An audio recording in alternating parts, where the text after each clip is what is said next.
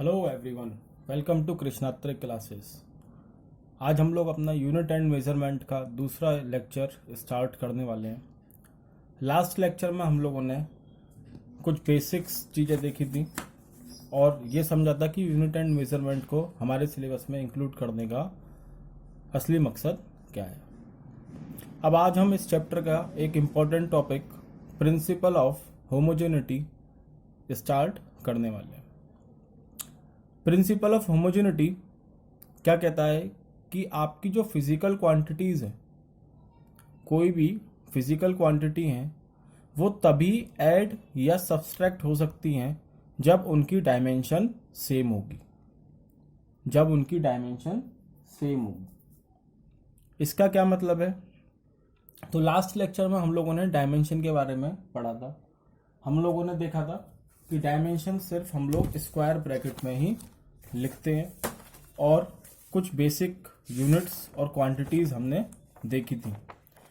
मेरी basic quantity कौन कौन सी थी? लेंथ था, मास था, टाइम था, इलेक्ट्रिक करंट था, अमाउंट ऑफ सब्सटेंस था, ल्यूमिनस इंटेंसिटी था, टेम्परेचर था। ये 7 मेरी बेसिक क्वांटिटीज़ थी और इनकी यूनिट क्या थी? लेंथ की यूनिट मीटर, मास की यूनिट किलोग्राम, टाइम की यूनिट सेकंड, करंट की यूनिट एम्पेयर, टेम्परेचर की unit kelvin, amount of substance की यूनिट मोल और ल्यूमिनस इंटेंसिटी की यूनिट कैंडेला। ये हमने पढ़ा था। डायमेंशन भी देखी थी। लेंथ की डायमेंशन एल, मास की केजी, टाइम की सेकंड, इलेक्ट्रिक करंट की ए एम्पेयर और इलेक्ट्रिक करंट, टेम्परेचर की केल्विन के, amount of substance mole MOL और ल्यूमिनस इंटेंसिटी कैंडेला CT। अब इसी में ही हम फर्दर आगे बढ़ते हुए इसमें देखना है प्रिंसिपल ऑफ होमोजेनिटी।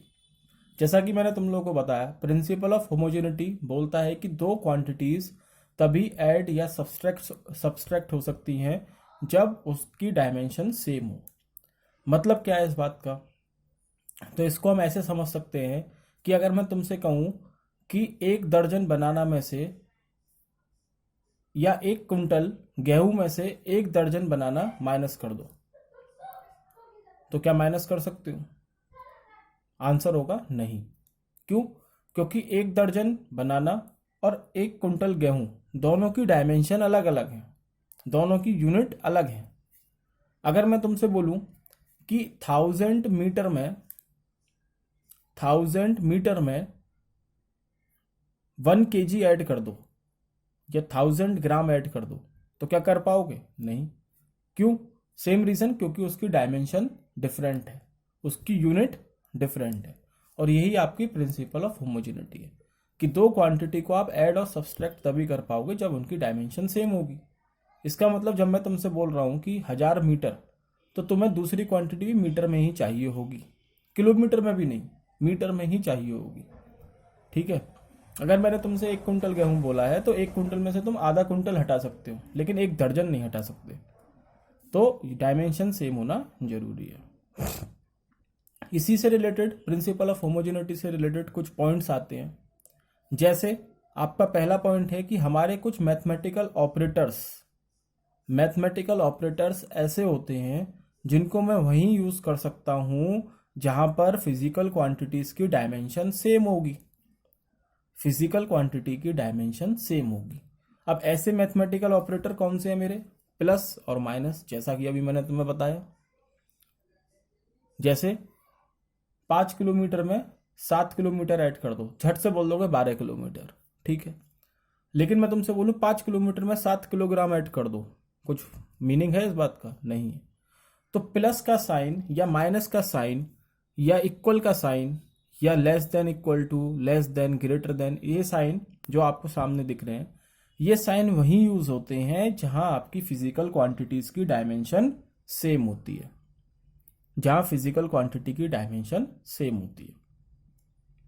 फिर क्वेश्चन है कि अगर डायमेंशन मेरी डिफरेंट होगी फिर?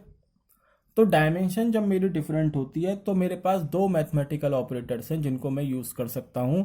One is multiplication and other one is division.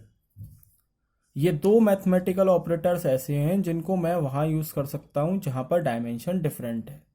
जैसे अभी मैं तुमसे बात करूं स्पीड, स्पीड क्या होती है? मीटर पर सेकंड, या स्पीड का formula distance divide by time. Distance क्या है? किलोमीटर में है, टाइम किस में है? सेकंड में है। दोनों की यूनिट अलग अलग हैं, डायमेंशन अलग अलग हैं, लेकिन डिवाइड फिर भी हो रहे हैं। तो इसका मतलब है कि डिवीजन को मैं वहां यूज कर सकता हूं जहां पर फिजिकल क्वांटिटीज की डायमेंशन डिफरेंट होती है।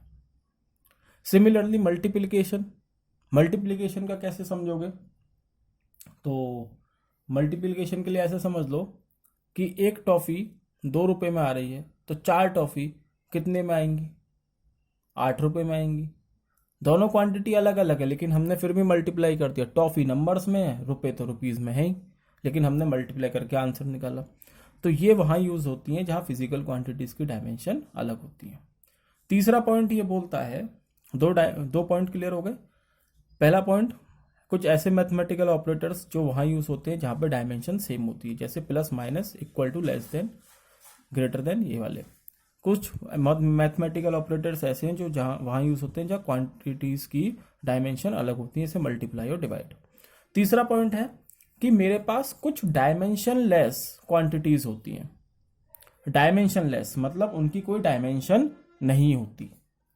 एग्जाम्पल, जैसे टिग्नोमेट्रिक फंक्शंस जो होते हैं, साइन, कॉस, टेन, कॉट, सेक, कोसेक, इनकी कोई भी डायमेंशन नहीं होती, ये डायमेंशन लेस होते हैं।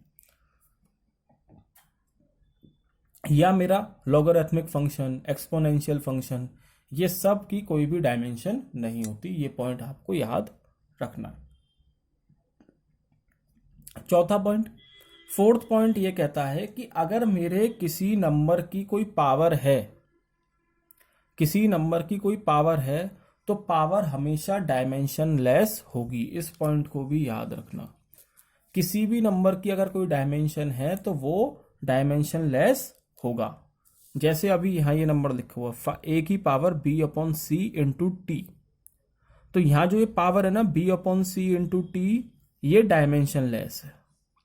तो पावर हमेशा डायमेंशन लेस होगी, पावर, ठीक है, हमेशा डायमेंशन लेस होगी। तो ये आपकी होगी प्रिंसिपल ऑफ होमोजेनिटी के कुछ पॉइंट्स। आगे चलते हैं और नेक्स्ट टॉपिक है आपका application of dimensional analysis. Application of dimensional analysis, या कह सकते हैं application of principal of homogeneity. यहां हम होमोजेनिटी का, प्रिंसिपल ऑफ होमोजेनिटी की एप्लीकेशंस देखने वाले हैं। पहली एप्लीकेशन है इसकी conversion of unit. Dimensional analysis का मैं यूज यूनिट कन्वर्जन में कर सकता हूं। एक सिस्टम से दूसरे सिस्टम में यूनिट को कन्वर्ट करने के लिए कर सकता हूं। कौन कौन से सिस्टम होते हैं मेरे पास?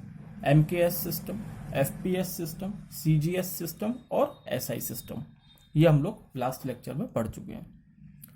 तो यहां पर देखो कैसे हम लोग इसको सॉल्व करते हैं। तो अभी हमने बोला था कि हमेशा जो फिजिकल क्वांटिटीज होती हैं इक्वल टू का साइन वही यूज होता है जहां डायमेंशन सेम रहती है, डायमेंशन सेम रहती है। अब मैं तुमसे बोल रहा हूं कि मेरा 5 किलोग्राम 5000 ग्राम के बराबर है। इसका मतलब इधर की डायमेंशन और इस वाली साइड की डायमेंशन बराबर होगी, ठीक है। या मैं तुमसे बोलता हूं 1 मीटर 100 सेंटीमीटर के बराबर है, तो इसका मतलब भी ये है कि इसकी डायमेंशन इसके बराबर होगी, तभी तो इक्वल टू का साइन यूज कर रहा हूं। यहाँ पे ये पहले ही बोल चुके हैं हम कि वही यूज होते हैं जहां डायमेंशन सेम होती है। तो इसी से रिलेटेड हमने एक क्वांटिटी मान ली। इसका मतलब कि क्वांटिटी की यूनिट किसी भी सिस्टम में हो, CGS में हो चाहे CGS में हो चाहे SI में हो, इसका प्रोडक्ट हमेशा कांस्टेंट होगा। मतलब 1 मीटर और 100 सेंटीमीटर ये कांस्टेंट हुए, तभी दोनों बराबर है, तभी दोनों बराबर है। 1 metre is equal to 100 centimetre. तो हमने एक क्वांटिटी मान ली जिसकी न्यूमेरिकल वैल्यू n है और उसकी यूनिट है u। तो हमने कहा ये कांस्टेंट रहेगा, जैसे यहाँ है 1 metre is equal to constant, 100 centimetre is equal to constant.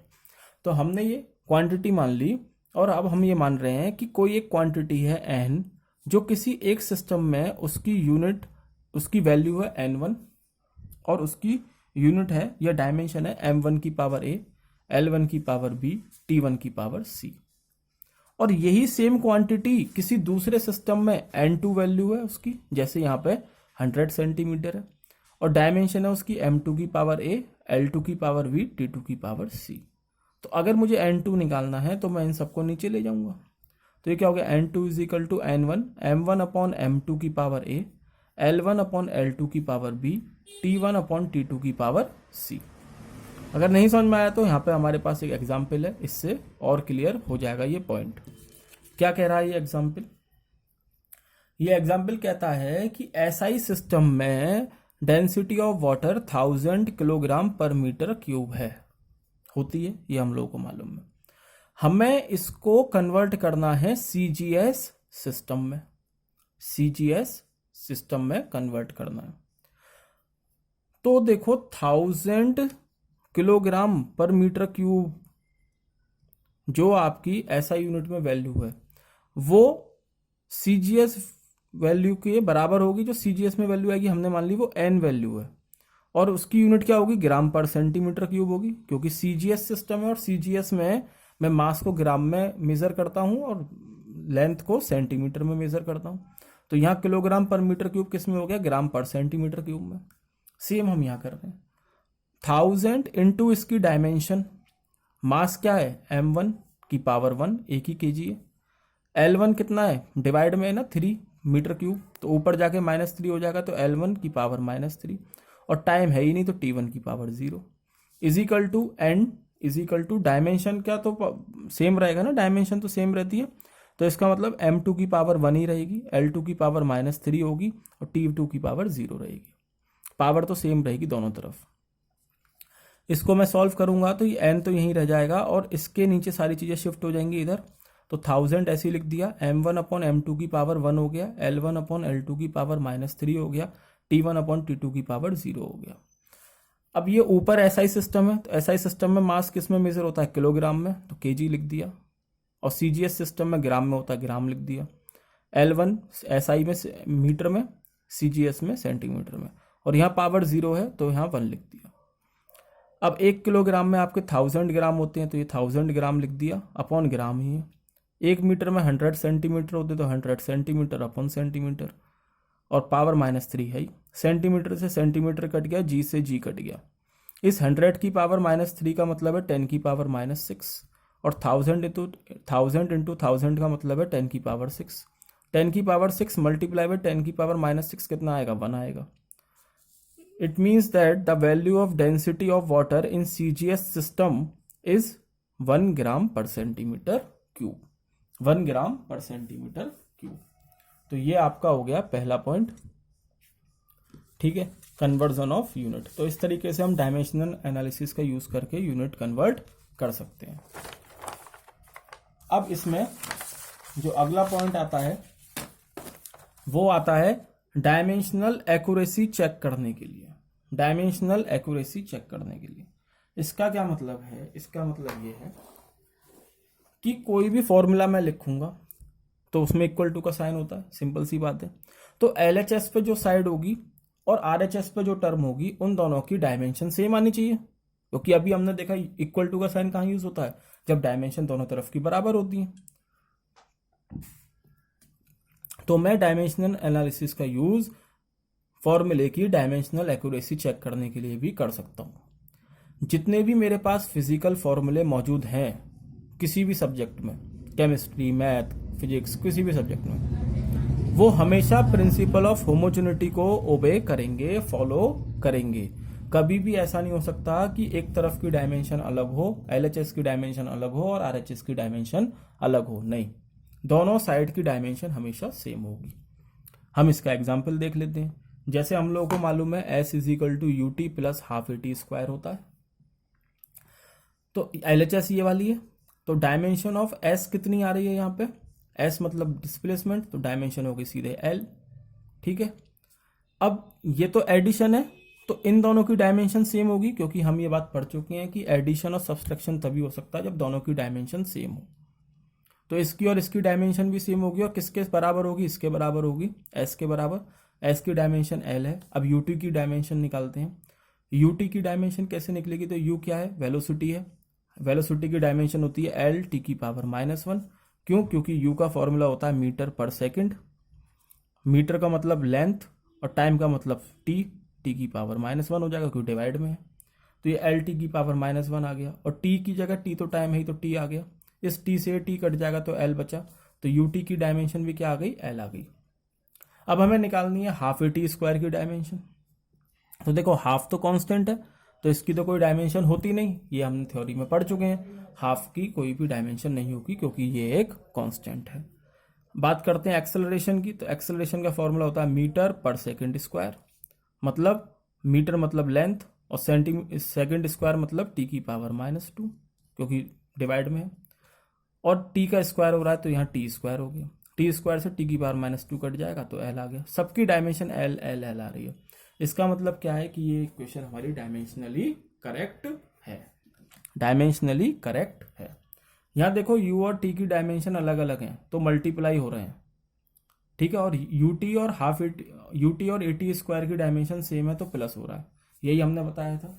जब डायमेंशन सेम होती हैं तभी एडिशन या सब्सट्रैक्शन हो सकता है, लेकिन मल्टीप्लिकेशन और डिवाइड तब भी हो सकते हैं जब डायमेंशन अलग अलग होती हैं, जैसे यहाँ अलग है यहाँ पे भी अलग है। एक और एग्जाम्पल देख लेते हैं, इस बार हम लोग काइनेटिक एनर्जी का देख रहे हैं। काइनेटिक एनर्जी होती है हाफ एम वी स्क्वायर, सबको मालूम है। अब हमें इसे डायमेंशनली चेक करना है फॉर्मूले को, तो dimension of L H S निकाल लेंगे पहले। काइनेटिक एनर्जी की यूनिट होती है जूल, वर्क की यूनिट भी होती है जूल, तो जो वर्क का डायमेंशनल फॉर्मूला होगा वही काइनेटिक एनर्जी का भी होगा, ठीक है। तो हम वर्क का डायमेंशनल फॉर्मूला निकाल लेते हैं। वर्क क्या होता है, फोर्स इनटू डिस्प्लेसमेंट, तो फोर्स का फॉर्मूला होता है m1L1 टी की पावर -2। मैंने उस दिन भी बताया था कि ये तुम्हें फॉर्मूला याद रखना है फोर्स का, तो फोर्स का डायमेंशनल फॉर्मूला जरूर याद रखना, बहुत जगह काम आता है, m1L1 टी की पावर -2। और डिस्प्लेसमेंट का फॉर्मूला होगा डायमेंशनल L, इसको सॉल्व करोगे तो ये डायमेंशनल फॉर्मूला क्या आ गया, m1L2 टी की पावर -2। किसका, ये LHS का, मतलब काइनेटिक एनर्जी का। अब RHS निकालते हैं, तो RHS हमारा क्या है, हाफ एम वी स्क्वायर, तो हाफ तो हमारा कांस्टेंट है, और m क्या है, m मास है, मतलब m हो गया इसका डायमेंशनल फॉर्मूला। वेलोसिटी का क्या होता है, मीटर पर सेकंड, मतलब एल टी की पावर -1, तो एल टी की पावर -1 और उसका स्क्वायर है तो स्क्वायर लगा दिया, तो ये कितना हो जाएगा, m1 L स्क्वायर टी की पावर -2। तो अगर तुम देखोगे तो इन दोनों का डायमेंशनल फॉर्मूला सेम है, LHS और RHS आपकी बराबर आई हैं, इसका मतलब ये फॉर्मूला डायमेंशनली करेक्ट है। पर यहाँ एक चीज़ ध्यान देने वाली है कि हमें सिर्फ डायमेंशनल एनालिसिस से यही मालूम पड़ता है कि हमारा फॉर्मूला डायमेंशनली करेक्ट है या नहीं है। अगर मैं यहाँ पर तुम्हें 1/2 की जगह 1/4 भी लिख दूँ तो तुम लोगों को मालूम नहीं पड़ेगा कि ये 1/2 आएगा या 1/4 आएगा। हम सिर्फ डायमेंशनली चेक कर सकते हैं कि आपका फॉर्मूला करेक्ट है या इनकरेक्ट है, लेकिन हम कांस्टेंट के बारे में कुछ भी नहीं कह सकते, ठीक है। तो ये आपका दूसरा पॉइंट हो गया, दूसरी एप्लीकेशन हो गई। एक क्वेश्चन और देख लेते हैं यहाँ पर, इससे रिलेटेड एक क्वेश्चन और है, क्या है, power delivered by a force is given by P is equal to alpha upon beta e की power -βt where T is time. देखो ये पावर दे रखी है हमें, कितनी है, अल्फा अपॉन बीटा ई की पावर -βt, जहाँ पे ये वाला T आपका टाइम है। हमें डायमेंशनल फॉर्मूला निकालना है अल्फा और बीटा का, अल्फा और बीटा का डायमेंशनल फॉर्मूला निकालना है। तो कैसे निकालेंगे, तो ध्यान से देखो इस स्टेटमेंट, इस फॉर्मूले को, P is equal to alpha upon beta e की पावर -βt, पावर -βt। तो पावर, अभी हम लोगों ने एक पॉइंट पीछे देखा था कि पावर हमेशा डायमेंशन लेस होती है, पावर हमेशा डायमेंशन लेस होती है। इसका मतलब बीटा टी मेरा कितने के बराबर हो जाएगा, m0 L0 T0, ठीक है। बीटा इंटू टी क्या है, टाइम है, तो टी हो गया is equal to m0 L0 T0। इस टी को मैं डिवाइड में लेके जाऊंगा, ऊपर जाएगी पावर तो माइनस में हो जाएगी, तो बीटा की जो डायमेंशनल फॉर्मूला आया वो आया m0 L0 T की पावर -1। ये फॉर्मूला हो गया बीटा का। अब हमें निकालना है अल्फा का फॉर्मूला, तो इस पूरी टर्म को, ये पूरी टर्म जो होगी ये पावर के बराबर है, इसका मतलब जो डायमेंशन पावर की है वो इस पूरे की होगी, इस पूरे की भी होगी, ठीक है। पावर की डायमेंशन क्या होती है, तो पावर क्या होता है, वर्क अपॉन टाइम, वर्क का फॉर्मूला अभी हमने देखा m1L2 t की पावर -2, ये वर्क का हो गया, और टाइम क्या है, t है, तो ये हमने डायरेक्ट लिख दिया m1L2 t की पावर -2 डिवाइड बाई t की power 1 is equal to alpha upon beta, ठीक है, इंटू ई की पावर -बीटा टी। ब्रैकेट में क्यों लगाया, क्योंकि ये डायमेंशनल फॉर्मूला लिखेंगे अब हम इनका। तो m1L2, ये -1 ऊपर, ये 1 ऊपर जाएगा तो माइनस में जाएगा, टी की पावर -3 हो गया। ये अल्फा की तो हमें निकालनी है, और बीटा का क्या है डायमेंशनल फॉर्मूला, टी की पावर -1।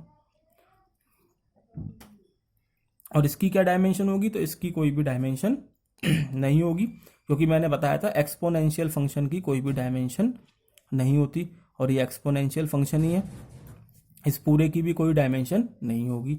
तो m0 L0 t0 हो गया, ये t इधर चला जाएगा तो ये यहाँ पे ऐड हो जाएगा, तो m1L2 t की पावर -4, ये किसकी डायमेंशन आ गई, आपकी अल्फा की, ये आपकी अल्फा की डायमेंशन आ गई, ठीक है।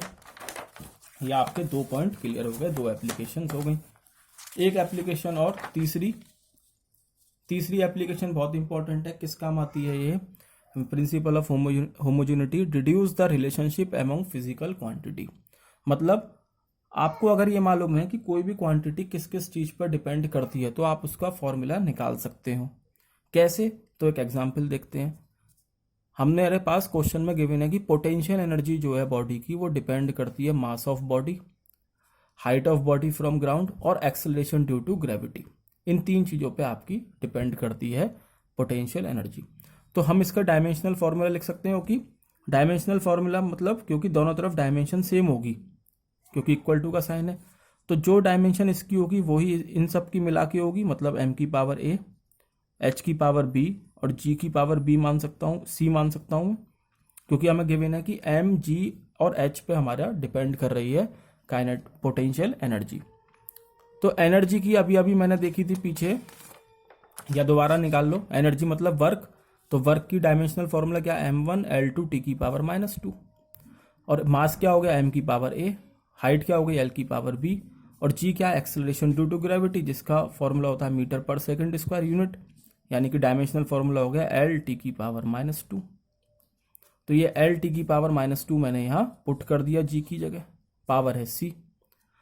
इसको सॉल्व करूंगा, ये तो एज इट इज लिख लिया, m की पावर a, l की पावर b प्लस c हो जाएगा, c यहाँ से आया, b ये है ही, और ये t की पावर -2c हो गया। इसको फर्दर करूंगा तो m की पावर a, l की power b plus c, t की पावर -2c, ठीक है। अब यहाँ पे बेस सेम हो गए, पावर इनकी कंपेयर हो जाएगी, तो m की m से कंपेयर करोगे तो a कितना आ गया, 1 आ गया, l का l से कंपेयर करोगे तो b प्लस c 2 के बराबर आ गया, और t का t से कंपेयर करोगे तो -2c -2 के बराबर आ गया।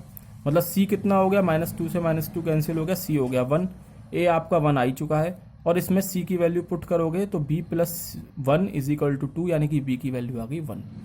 a, b और c तीनों की वैल्यू आपके पास आ गई, इसको मैं यहाँ पे पुट कर दूंगा तो u कितना आ गया, u की power u is equal to k, k क्या है, कांस्टेंट है, क्योंकि मैंने अभी बताया हम कांस्टेंट के बारे में नहीं बता सकते डायमेंशनल एनालिसिस में, तो हमने यहाँ एक कांस्टेंट मान लिया k, और m की पावर a है, a की वैल्यू 1 है तो m1, g की पावर c, c की वैल्यू 1 तो g1, h की पावर b, b की पावर 1 तो h1। तो ये आ गया u is equal to k mgh। तो देखो यहाँ फॉर्मूला आ गया हमारे पास पोटेंशियल एनर्जी का, u is equal to k mgh। यहाँ मैंने मान लिया k 1 के बराबर है तो u आ गया mgh, लेकिन ये k मैंने डायमेंशनल एनालिसिस से मुझे नहीं मालूम पड़ा है, ये मुझे एक्सपेरिमेंटली मालूम पड़ा है कि k की वैल्यू यहाँ 1 होती है। वैसे हम यहाँ पे भी इसको छोड़ सकते हैं। तो ये आपकी हो गई principle of homogeneity and its application. Okay, तो that's enough from my side today. ठीक, आगे हम लोग आगे का लेक्चर अगली क्लास में कवर करेंगे, आगे के टॉपिक। Okay, thank you.